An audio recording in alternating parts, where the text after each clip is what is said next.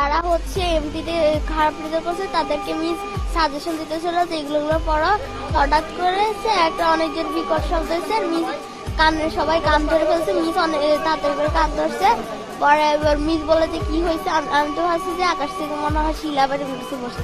পরে আমরা যখন বের হয়েছি দেখি যে যেখান দিয়ে আমরা সিঁড়ি দিয়ে ক্লাসে উঠি সেই সিঁড়ির জায়গাটা পুরোটা পুড়ে গেছে। আর সিঁড়ির ওই পাশে কিছু 7-8 ছেলেরা পড়তো, ওদের ইয়েটা পুরো পুড়ে গেছে, সিঁড়ির সাইড পুরো পড়ে গেছে। ওখানে অনেকে মানে গড়াগড়ি করতেছে, 7-8 ছেলেরা তো ভয় দৌড় দিতে গেছিল। আগুনের পরে অনেকে গা লাল হয়ে গেছে, অনেকে খুব জামা কাপড় পুড়ে গেছে, তারা মাটিতে শুয়ে গড়াগড়ি করতেছে।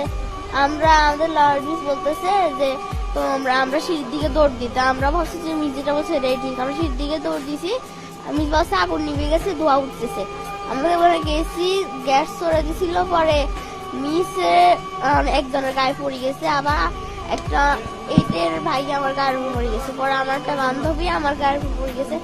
আমরা অনেক কষ্ট ওখান থেকে উঠে আসছি। পরে বারান্দার যে গ্রিল